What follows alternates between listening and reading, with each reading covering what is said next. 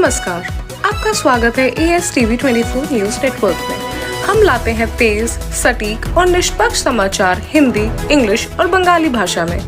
देश से लेकर दुनिया तक की हर बड़ी खबर अब इंडोफ्लेक्स व अन्य प्लेटफॉर्म पर लाइव।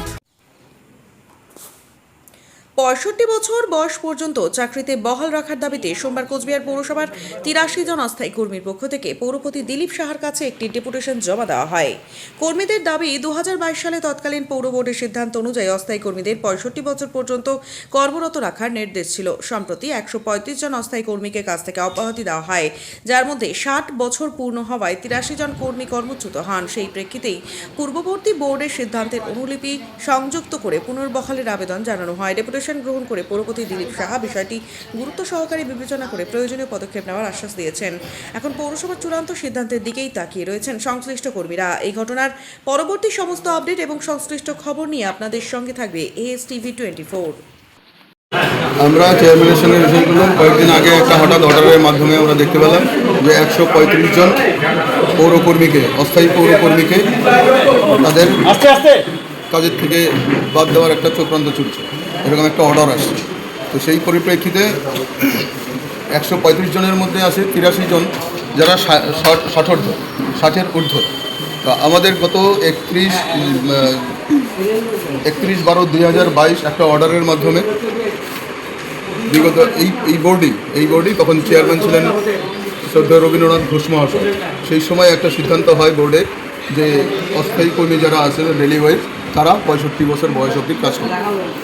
হ্যাঁ, এই এই বর্তমান যে একটা অর্ডার বের করা হয়েছে, সেই অর্ডারটার মাধ্যমে পুরনো যে সিদ্ধান্ত, পৌরসভা থার্ড গভর্নমেন্টের যে সিদ্ধান্ত, সেই সিদ্ধান্তকে চ্যালেঞ্জ জানানো হলো বলে আমরা মনে করছি। চেয়ারম্যানের কাছে আমরা সেই যে সিদ্ধান্ত ছিল 31/12/2022 যে সিদ্ধান্তটা নেওয়া হয়েছিল পৌর বোর্ডে, সেই সিদ্ধান্তটাকে বলবৎ রাখার জন্য আমরা দাবি জানাচ্ছি। হ্যাঁ, চেয়ারম্যান আশ্বাস দিলেন আলোচনা করবে। কাউন্সিলরদেরকে ডেকেছেন বিষয়টা নিয়ে আলোচনা করবে। তার যদি কোনো কারণে আপনাদের দাবি পূরণ না হয়, সেক্ষেত্রে আপনারা কী করবেন? সেক্ষেত্রে আমরা বৃহত্তর আন্দোলনে নামতে বাধ্য হব। আপনার নাম? আমার নাম শ্যামলেন্দু গুপ্ত। শ্যামলেন্দু গুপ্ত। যেটা 2022 সালে যেটা মানে আপনার ওই 65 বছর করা হয়েছিল, তখন এই চেয়ারম্যানও ছিল। তো এখন আমরা লক্ষ্য করলাম যে আমাদের কিছু 135 জন স্টাফকে বাতিল করে দেওয়া হচ্ছে। 135 জন পৌরকর্মীকে কাজ থেকে বরখাস্ত করা হচ্ছে। এটা নিয়েই আমরা আজকে চেয়ারম্যানের কাছে আসছি। কী কারণে বরখাস্ত করা হচ্ছে? ওই বলছে যে এদের 60 বছর হয়ে গিয়েছে, এদেরকে বাদ দিতে। কী দাবি রাখলেন আপনারা? আমরা ওই 2022 সালে যেটা হয়েছিল 65 বছর, সেটাই যেন বহাল রাখতে পারে চেয়ারম্যানকে, ওইটাই আমরা দাবি জানাই। আরেকটা বিষয় বলছি, আপনি দিয়েছেন যে এক্সিকিউটিভ অফিসার, তিনিও তো 60 বছর উঠে। হ্যাঁ, উনিও 60 বছর। তো সেক্ষেত্রে কী করে নির্দেশ দিলেন? উনি সরকারি, আমাদের সরকার বেতন দেয় না। সবথেকে বড় কথা, আমাদের ওদিন বলছিলাম যে আপনারা যে চেয়ারে বসে আছেন, আপনার তো 60 বছর হয়েছে, তা আপনি কী করে ডিউটি করছেন? বলে না, আমাদের তো সরকার নিজে রেখে দিয়েছে, তার জন্য ডিউটি করছে। এই কথা বলছে।